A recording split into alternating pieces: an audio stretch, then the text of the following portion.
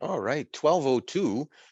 We still have some people registering, but in the interest of time, we'll get going right away. First of all, thank you for being here. My name is Christian Bork. I'm Executive Vice President at Leger. And today I will be with my colleague Luke, who's the Vice President of Consumer Insights in our Toronto office. Hi, Luke. Hello, everyone. And today we're basically going through the main findings of our annual WOW study that we've been conducting now for 13 years in the running, where retailers can compare their in-store experience with their direct competitors, but also their own performance across time. And that's the whole purpose of the WOW study. Today, there are two things that are new. One is a special feature that we wanted to focus specifically for this year on the impact of the labor shortage in the retail industry from a consumer perspective, and fascinating results related to that. Luke will take us through that in a second. The other thing that is new is that it's not the WOW Ontario like it used to be, because for the first time this year, we also have our Western Canada component to the WOW study. And our folks in our Vancouver, Calgary, Edmonton, and Winnipeg offices are thrilled about that too. So we'll be sharing the first results from the WOW West as well today, and happy to be able to take you through that a little bit later on. At the bottom, there is a Q&A tab that you can basically click and put in your questions. We'll get to a Q&A section at the end. There's a lot of data today, so we probably won't have time to stop during the presentation for questions, but we'll certainly get to them at the end. A couple of things in terms of housekeeping tips for the webinar. At the end of the webinar later on today, you will receive an email for everybody that participated with a link to the actual recording of the webinar if you want to share it with colleagues at your place of business. As well, Thursday afternoon, after our last webinar, which is on the digital side of retail, on Thursday, you'll get a second link sent to you, which will give you all of the documents that you have today for the in-store experience, but also on Thursday for the digital experience as well. So look forward to that later on this week. So let's get going. We are here to look at our 2022 ranking of Ontario retailers. We'll get to Western Canada a bit later on. But for those who maybe are not as familiar with the WOW study, and we'll start with Ontario specifically, we'll do the same for West later on. We basically have to go through a sample that is sizable, over 12,000 respondents to the survey, where they get sort of a big list of retailers by sector, and we say, where did you shop over the last few weeks? People will click on the retailers they visited, and then we will randomly select 4 that they will evaluate in detail on 26 different variables related to their in-store experience. And that's the basis that we use to form the actual WOW index, which is a weighted index based on 18 variables, and gives us a score from 0 to 100. And that's basically the results that you will be shown today. All the data collection was done between late September and early November of this past year, in the fall of 2022, and we wanted to have at least 300 respondents by retailer. We do look at 150 or 148 retailers in total for Ontario. Some we cannot get to because the incidence of visit is so low that we would not reach sort of the target number of respondents we want for the data to be reliable by retailer. But basically, this is how we form our index that we will look at in a second. But before we get to that, the same 12,000 respondents were asked to answer a number of questions related to how they feel about the labor shortage in the stores that they have visited. This stuff is fascinating, so I'll turn it over to Luke right away to take you through the results. Thank you, Christian. As some of you may know, if you're familiar with the WOW study, the core of the study and the index remains consistent year over year, so that we have really robust sectorial and time series comparisons. But every year we look at, what's happening in the retail sector, and what can we deep dive on for this particular study. So this year, obviously, we're all hearing about it. Retailers are concerned, and we get a lot of questions from our clients about the labor shortage. Is it having an impact on the experience in store? So of course, we've all seen around where we live, we hear about it, as I said, we see it, we hear from people anecdotally that there are issues with hiring. So we're seeing ads all over the place in store windows. We see even signs of closure, closed because we don't have the staff in restaurants and other retailers. And we're seeing that there are a lot of efforts by retailers, manufacturers, and so on to be very creative and try to come up with ways of counteracting this labor shortage to be as attractive as possible to employees. We hear from friends, we hear from colleagues about things like, unacceptable wait times at the cash, or trying to reach a customer service agent by phone, be it airlines or telco or whatever it may be. So of course, we know that Ontarians are aware of this. So we wanted to measure and see what was going on. Now, 82% of people have heard about the labor shortage, but what's really fascinating is what we have on the next slide. So, we were interested in, measuring not only awareness of the problem, but we wanted to look at, as I said, how was the impact felt? How did it impact the shopping experience? And interestingly enough, only about 12% of the people that answered the WOW study said that they observed or felt it in some way, felt that the labor shortage had an impact on their shopping experience. And among those people, what's even more interesting is that we only have about 5% who say that they have had a negative impact, 4% neutral, and 3% positive. So that's a bit of a surprise. And we'll get into that a little on the next few slides. But overall, 88% of the people who have been surveyed just didn't really notice. They're aware of it, but didn't have an issue with it. So let's look at the positive impacts, which is very, very surprising. It was surprising to us that people would associate the labor shortage with things that have gone better. But keep in mind that retailers have done an excellent job at fixing the problems associated with that. Many have added self-service checkouts as an example, and not only the ones where you scan stuff yourself, but things like, for example, Decathlon, where you just drop everything in a box and everything gets calculated accordingly.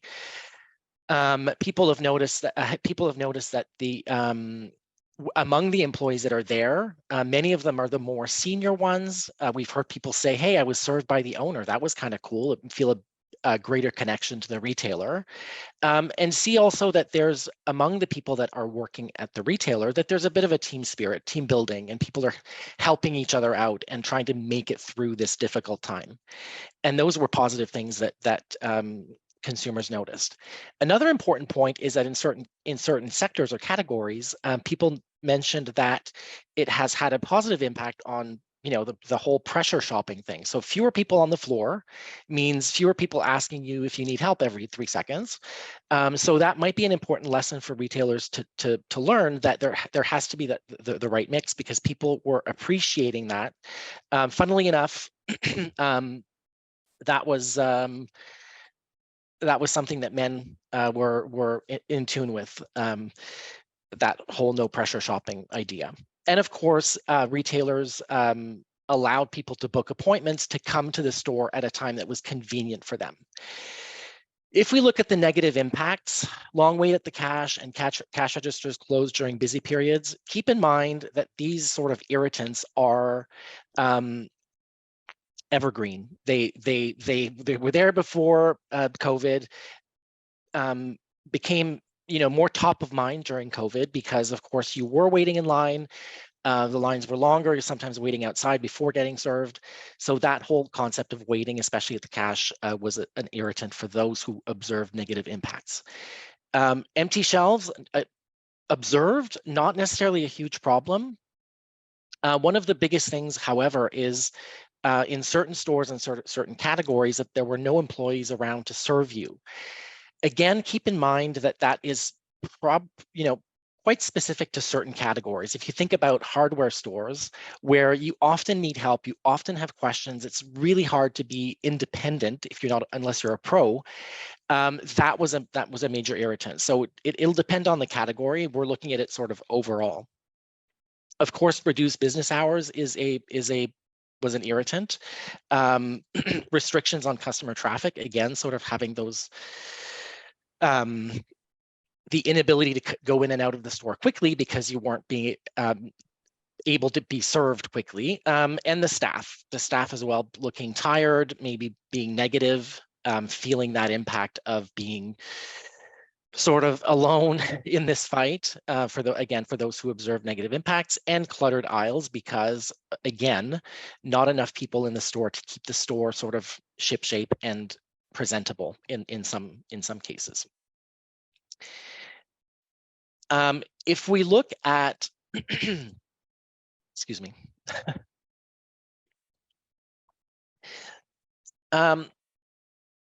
So as I said, this really varies by sector. We're looking at it here again in general terms. In the report, we'll look at it for your sector and get into more detail. But these are the sectors where there were sort of the most negative impact. I've mentioned already hardware stores, which was one of the ones that was an issue here, not so high on the list. But if you look at unisex apparel, so things like Zara, H&M, this is where there was more difficulty related to the labor shortage. Culture, arts, and creative hobbies. So if you think of the Michaels or the Lee Valleys, possibly. Sports and outdoor, again, a category where you kind of need help. You can't go get the shoes yourself. You have to ask someone. If there's no one to ask, it'll be an irritant. Shoes, same thing. And convenience stores. Again, interestingly enough, men and those between 15 and 34 were more sensitive to the negative impacts of the shortage. Keep in mind also that in some cases, the negative impact will be larger or will be more felt by consumers in those types of stores where there's sort of a higher frequency of visit. If I go to the supermarket on a weekly basis, it will be more top of mind with me than a store where I go every 6 months to buy running shoes. So keep in mind that there are those variances as well, according to the category.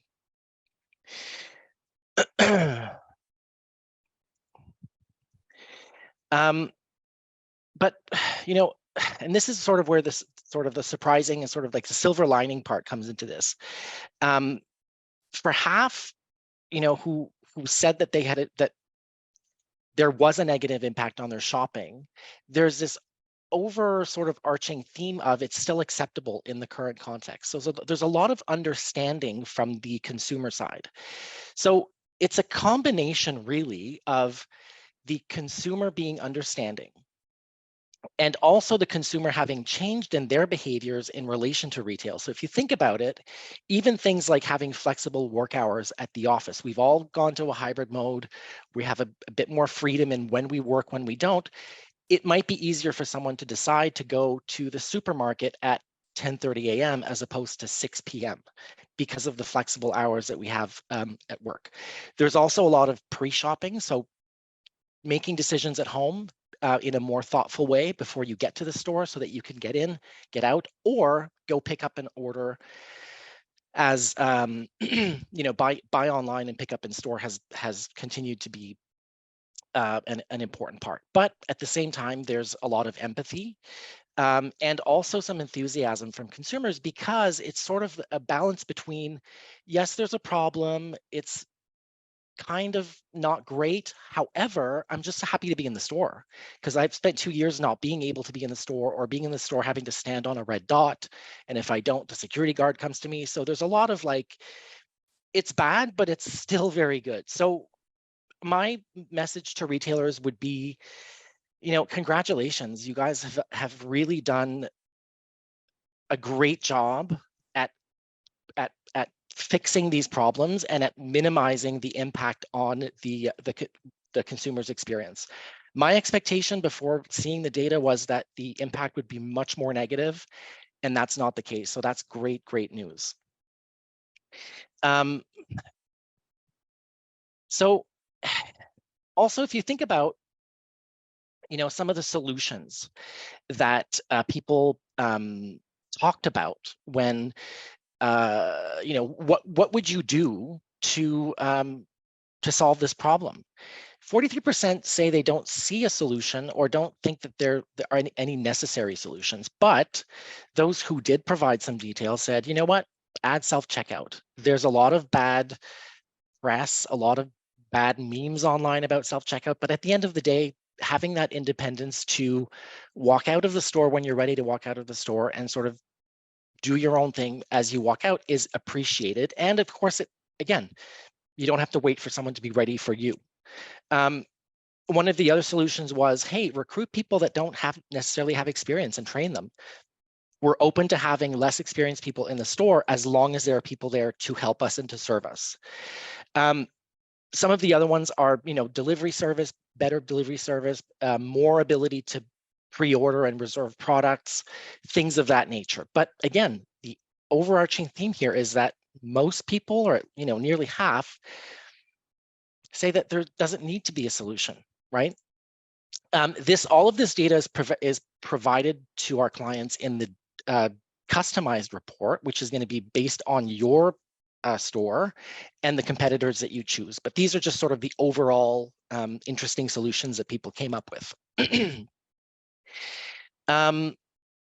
So I'd like to close with, again, sort of a very important, this has been a very important section of the WOW report year after year, where we measure irritants by store.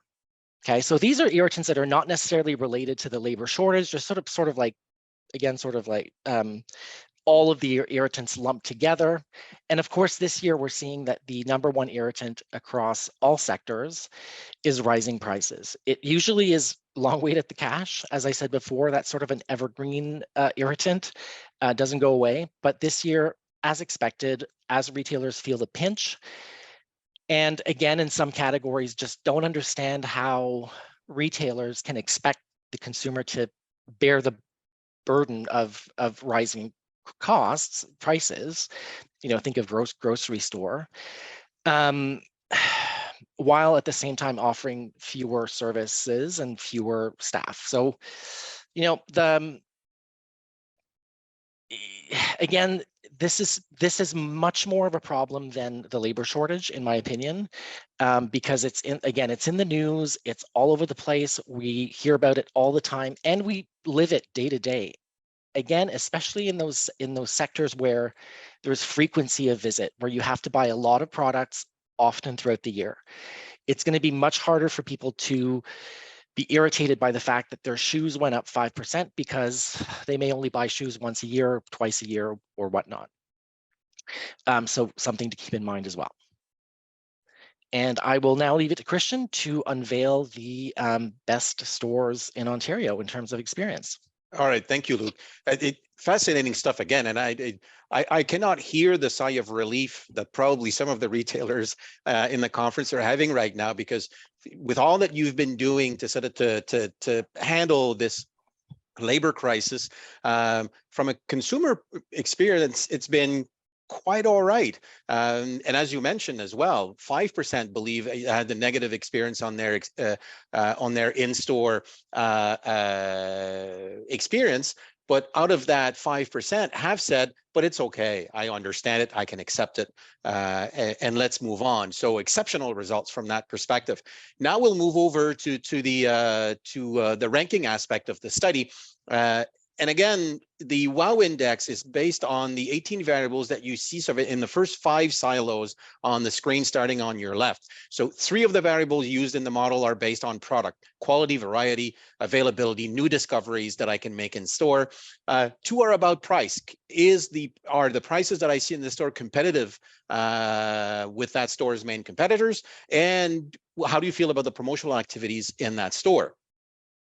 We have 5 variables related to service: courtesy, attentiveness, competence, efficiency at checkout, and the importance given to customers, that customers feel important while they are in the store. We then have 4 that are related to the store layout itself: ambiance, layout, signage, and the information displayed on product and in aisles. The last element is customization. The number one variable that has the most impact on the score you see in terms of intention to revisit, and it's always been the number one, is what we call the sense of belonging. It's basically the statement that says this store was designed with somebody like me in mind. The capacity of the store to know their target and to deliver an in-store experience and a product lineup that is aligned with the needs of that target. And the last one, of course, is tied to loyalty initiatives. It could be a loyalty program, but any loyalty initiative that you might have in your store. The other dimensions that are measured as well that you see on the right are basically there to allow, again, retailers to compare themselves to their main competitors and to themselves across time, but they are not actually part of the model itself, where, again, according to the weight of each of these variables, we then come up with a score that's between 0 and 100 that we'll see in a minute. And we'll start with our winners. However, there is something about sectors as well. This year, 61 retailers actually are moving upwards in terms of their scores compared to last year. 2020 was a low in terms of the WOW index. Majority of retailers sort of feeling a little bit the pinch of that very tough year, where again you would be following arrows on the ground and you were afraid to touch the same fruit as somebody else at the grocery store. So retailers have had to felt that, and scores went down a bit in 2020. In 2021, scores picked back up a little bit because we were almost back to how we can deliver in-store experience. And again, this year, almost half of retailers have positive results compared to last year. So we are making it back to where we were prior to this whole crisis. 46 retailers are stable, results basically not changed significantly from last year. And 32 retailers are actually moving downward. And if you look at the little icons, tendency to go down in terms of apparel, unisex in particular, but also female apparel stores moving downwards. Those who tend to be going up tend to be big box, hardware, and grocery, because over the past 2 years, they're the ones that had felt the impact of the COVID crisis the most. So now they are sort of getting back again to their pre-COVID results for those three important sectors. But overall, though, results tend to be positive for most sectors this year. Now let's look at our best in class. The best in class, it's not a top 10. For example, in Quebec this morning, we had 14, and we'll see a different number for Ontario again in a second. It's basically anyone that has a score of 90 or more out of 100 is sort of our best in class for the year. And this is the case again for Ontario, where we actually have a top 9, starting with 9th place. The Wine Rack with a score of 90 right on that bar to make it as part of our best in class category. The Wine Rack gets exceptional results when you compare to all of the retailers in Ontario in terms of the level of service offered in stores, and the price quality ratio is actually very positive for the Wine Rack. Also, the fact that customers are welcome coming into the store, they get great scores on that particular component of the study. And actually, if you look at it, the Wine Rack is one of their highest increases over last year, 6.6% increase in their score to make them part of the top 9 this year. So congrats to them for doing that. In 8th place, we have NYX with a score of 90.9. NYX is basically new discoveries, new products in score. There's always something new when I go there. Also, the sense of belonging. You know, again, that most important variable of this store was designed with somebody like me in mind. They understand their target and they deliver to that target audience in a way that is appreciated. And as well, when it comes to in-store signage, they are one of the best retailers as well when you compare them overall for Ontario. Nespresso. Nespresso is not new to that sort of top 8, 9, 10, or the best in class category in the WOW with a score of 93.2. Basically, perceptions of quality, in-store ambiance, competency of staff, and a high level of service is basically what distinguishes Nespresso from a lot of the retailers out there, and very positive scores again this year. Throughout the pandemic as well, they managed to remain in that best in class as well for the WOW study. So congrats to them. Yves Rocher at number 6 with a score of 93.3. Yves Rocher has been in the top or in the best in class category forever. Basically, the length of that the study has actually been out there. So for the past 12 years, loyalty initiatives, best promotions, and as well attentiveness to customers when they are in store. They always have some of the best results for Ontario in the WOW again this year. So they keep delivering on that promise year after year, and manage as well to always be in this very sort of secluded group of top retailers. M&M Food Market has a score of 94.1. They were not even in the top 30 prior to 2019. Since then, they've always been in the top 20, and sometimes in this particular case, in the top 9, when they revamped, if I remember correctly, their stores in 2018, 2019. They do great on promotions. They do great on signage as well. And they also do well at offering new products to their customers on a regular basis and get rewarded for it with an exceptional score. In 4th place, we have Lindt Chocolate Shop at 95.1. Lindt, of course, is the perception of quality at a decent price, as well being welcomed into the store.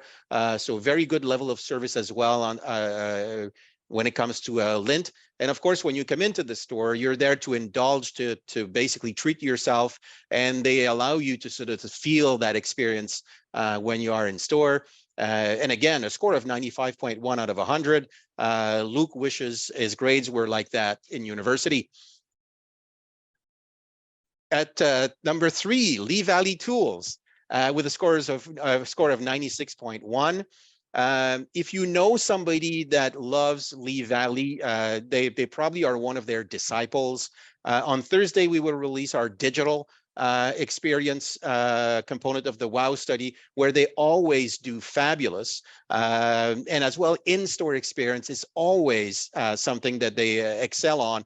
Competency of their staff, availability of staff, and as well the variety of products offered. It's basically a stellar performance on behalf of Lee Valley, mostly sort of on an omni-channel sort of perspective as well, from the mail-in catalog to the actual online experience to the in-store experience as well. Lush is number 2. They were number 1 last year. So again, maintaining sort of that very positive score, 97.4 out of 100, exceptional. And of course, sort of a highly gamified in-store experience at Lush. You smell it, you see it, you touch it, and they're always perceived in terms of in-store ambiance as one of the best out there. And also their product offering is also, in terms of quality and price, gets very high marks. So Lush is not number 1. Number 2, because the one that was number 2 last year is actually number 1 this year. Whoops, sorry. And that is Sage Natural Wellness with a score of 98.9. It's hard to do much better than that from that perspective. Where you see that Sage is actually outdoing the others, quality of service, the welcome when you get to the store, availability and competence of staff is also among the best out of the 148 stores that we evaluate, but they are number 1 in terms of ambiance and store layout. That is really where they sort of get that little notch over the others that makes them number 1 this year. So congrats to anybody that's on this list of the top 9, because making it up there is actually very hard. And to maintain yourself at the top for some of them as well is certainly not an easy job.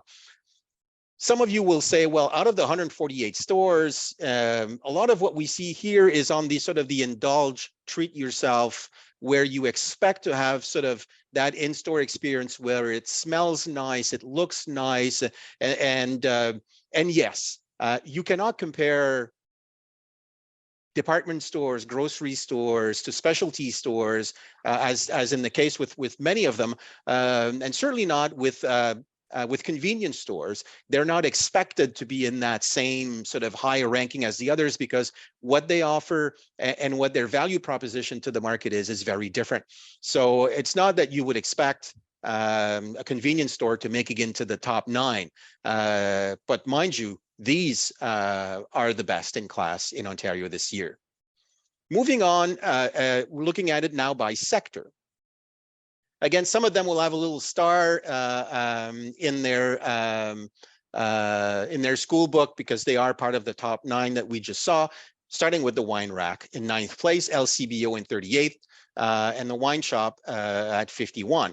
If we look at supermarkets, what's interesting in the supermarket is that there's sort of 2 winners, if you think about it, because there's only sort of a minute, like a decimal difference between Fortinos and Longos. Last year was the other way around, and they are both in the top 30, whereas the number 3 guy in the supermarket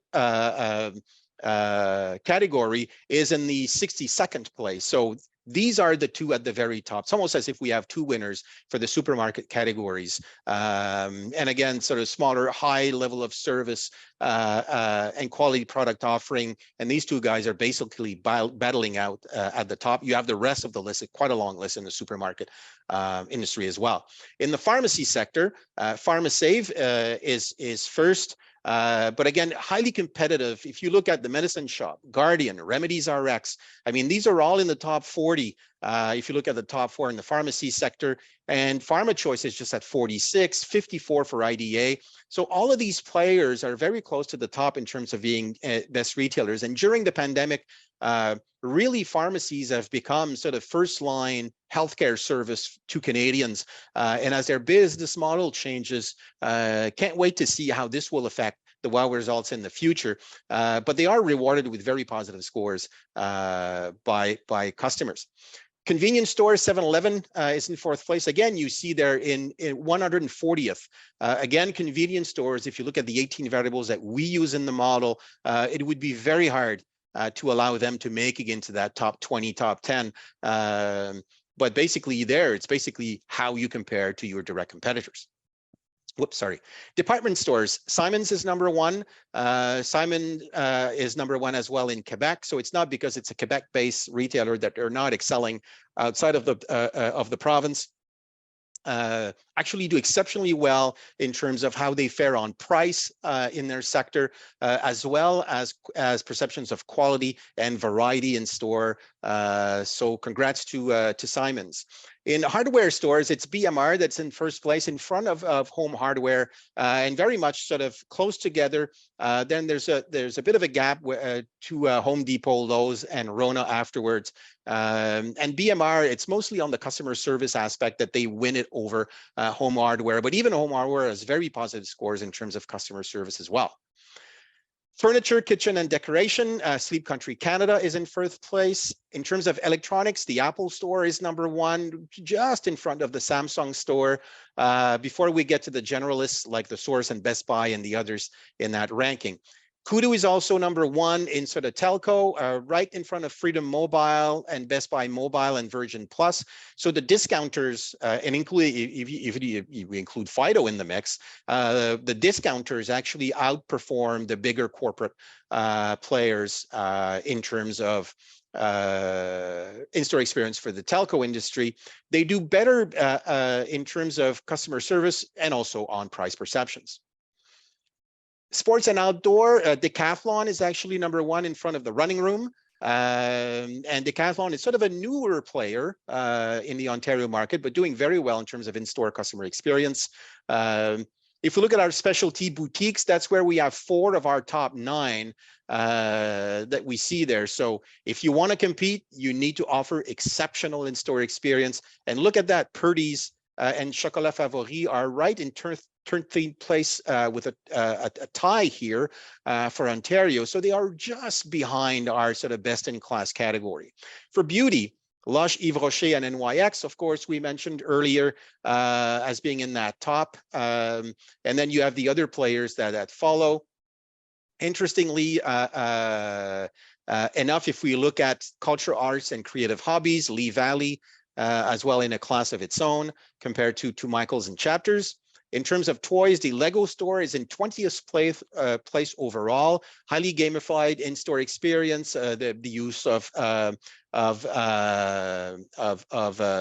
virtual displays is also very interesting at Lego, and they do fairly well. Ren's Pets is in 16th place, so very close to our top 10. Same with Pet Values and PetSmart. I think this tendency of during the pandemic for more pet owners in Canada is actually showing up in the results as well. Pennington's in 10th place in terms of women's apparel, and Reitman's, who also own Pennington's, is in 16th place. Men's apparel, Jack & Jones is number one in front of all the others. Lacoste, in terms of unisex apparel, is in 22nd place, fairly high, followed by all of the others. And in terms of shoes, for the nth year in a row, Naturalizer is always in first place. Again, mainly because of this variable that's very important, which is this store was designed with somebody like me in mind, where they are a distant first in the shoe category. Now let's move to Western Canada. So our sample in Western Canada is a bit different. We wanted to get sort of as well, get our prairies in. So we looked at 50 retailers. This is a start for us in Western Canada. Of course, we already have plans to make it bigger for next year, so no worries there. We did the data collection between end of November and early January. We conducted over 5,000 interviews in Western Canada using our web panel at Léger, because we wanted to at least have 300 respondents by retailer. So we needed to limit the number of retailers to make it work. And data was collected again in Manitoba, Saskatchewan, Alberta, and BC. If we look first at, I don't know why we always put booze first in these things, but anyways, if you look at the alcohol category, everything wine is actually in first place, followed by Liquor Mart. Sask Liquor is in third, BC Liquor Stores is in fourth, and there you have sort of the lineup. Of course, for those who want the customized report, you would have your actual individual score compared to your main competitors. On the supermarket side, Costco is actually number one. This morning, they were number two in Quebec. They're number one out west, a little bit further down in Ontario. Co-op Foods is actually second, Choices Market third, and then IGA, Save On Foods, and the others that are part of the Western lineup of supermarkets right now. In terms of pharmacy, we have Guardian number one, and then closely followed. If you actually add the results shown there, they're actually very close to one another. The Medicine Shop, Remedies RX, PharmaSave, Costco, Safeway, and IDA are actually very close to one another for Western Canada, and also some differences by province in that pharmacy category as well. Apple Store is first in terms of furniture and electronic that we combine for Western Canada. MEC is number one for sports and outdoors, and of course, a Western Canada-based company. Lululemon the same, they're in second place as well. In terms of department stores, Canadian Tire is actually number one. In our reputation study, Canadian Tire is always in the top 3 most admired companies in Canada, but they actually get rewarded for in-store experience as well in Western Canada, particularly here with the first place in front of the others. And Sage, same as in Ontario, is number one in their sector, followed by Nespresso and Sephora as well. So this is it. We wanted to get through as many results as we could in limited time, knowing that it's lunchtime and some of you will want a little bit of a break before you head into your 1 o'clock meeting. So we'll turn it over to questions. If you have any questions, just drop them into the Q&A section at the bottom of your screen. And of course, we'll be happy to ask these questions to Luke or myself. I can answer them as well. So please, no hesitation. Well, there's the first one here. I don't know, Luke, if you want to give that a go, but where are you seeing the impact of inflation on the WOW results this year? Everywhere. I mean, certainly, as we mentioned, it's something that's sort of risen in terms of an irritant in the experience. Mm-hmm. So it kind of has overshadowed some of the other irritants, which is in a way maybe good. But there's a deeper analysis in the full reports, which I don't have access to right now. So don't know if I can fully answer that question, and it would depend on sector as well, right? Mm-hmm. Christian, what do you think? Yeah, we've always measured sort of the relative weight of the different variables in terms of compiling the WOW score, and usually price was in 5th place. Out of the 18 variables, price has always been important, and it will always be important. So it was actually in 5th. This year, it's actually in 3rd place. So now it's in front of ambiance and in front of variety in terms of its relative importance on the WOW index. So it has had an impact. However, though, that impact needs to be in some ways mitigated. When we looked at the Quebec-based results, it was grocery was mostly negatively impacted by inflation in terms of their WOW scores. We're not seeing that in Ontario, as they are sort of on the rebound compared to their scores during the pandemic. So I don't think we fully measured what the actual impact on high inflation will be on WOW scores moving forward.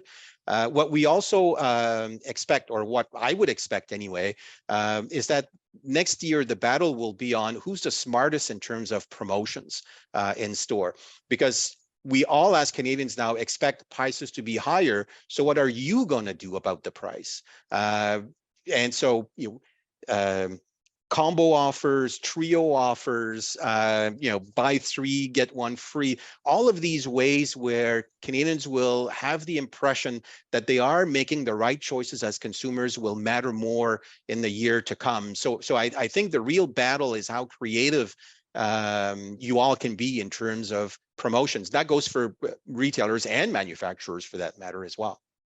Yeah, and I think, Christian, like without necessarily outright saying it, is making the consumer realize that you know what they're going through and providing them, as you said, with those options to save on here, and provide them with those opportunities. Mm-hmm. One interesting question as well, because we have seen that impact in stores. I'll just read it out. So thank you for putting that question out there. Retailers complain of labor shortages, but I know of older individuals who have been turned down. Is there ageism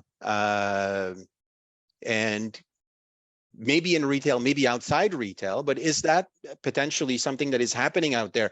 I have noticed more seniors in stores. Certainly in hardware, I've seen more seniors actually sort of wearing the jersey on their back, which again is good, because if I wanted to ask how to do some home renovation, I would turn to a senior person more. Yeah, is hiring more seniors part of the solution? I mean, I would say, Christian, to your point, in categories or sectors where there's a certain level of comfort when you walk into a store and you know that, and it becomes apparent that that person may have a lot of experience in what they're doing. They may not, but that doesn't matter. That does help with the experience. As you said, hardware is a great example of that. Okay. I have one more question. Says, how is the lineup of the banners that you measure compiled, or and how do you go about making that list? I can answer that fairly quickly. It's a mix. First, we want to have as many stores as possible, but then to keep the sample size reasonable in terms of costs, it's very hard to get at very small retailers who might not have the necessary footprint to show up on our total sample size. So if we only get a handful for a retailer, we won't be able to present results for that retailer. So we always try. I believe 18 new retailers that are measured this year. We always try to find what's the best lineup that we can have to be more competitive, but also that they have enough presence in Ontario or in Western Canada, so that we can have enough respondents for those results to be robust statistically. So but again, if ever your banner is not in the list that we looked at, please get in contact with Luke, and we'll see to the best of our ability how we can sort of include you for the next round of data collection, because we're always trying to make the study bigger year after year. I'm just looking here. If there's any more questions. No, I think 12. We're giving you back a little bit of your time, and imagine it will be appreciated as well for most of you out there. So that is it for us. Before we let you go, a couple of things. You will get an email later today with actually sort of a link to the recording of this session. Thursday afternoon, you will also get a second link, which will be to the actual documentation tied to both the in-store experience and the digital experience that we will unveil on Thursday. And if you want to register either for the French digital WOW result presentation, which is at 9 Eastern time on Thursday, or the one that is at noon, same time as this one, Eastern time again, for the English presentation of the WOW Digital, which is all about the omni-channel and digital experience with retailers. These numbers will be revealed on Thursday, and then following that, those two webinars, then we'll actually send you a copy of the documentation that you were presented today and Thursday as well. So still time to register, and look forward to these emails coming in. Luke, again, wanted to thank you for being with me today to look at these results. And again, congratulate retailers for making it through this labor shortage situation, with customers saying, you know what, it's been quite all right. Have a good day, all. Bye, everyone. Thanks for Bye. being here.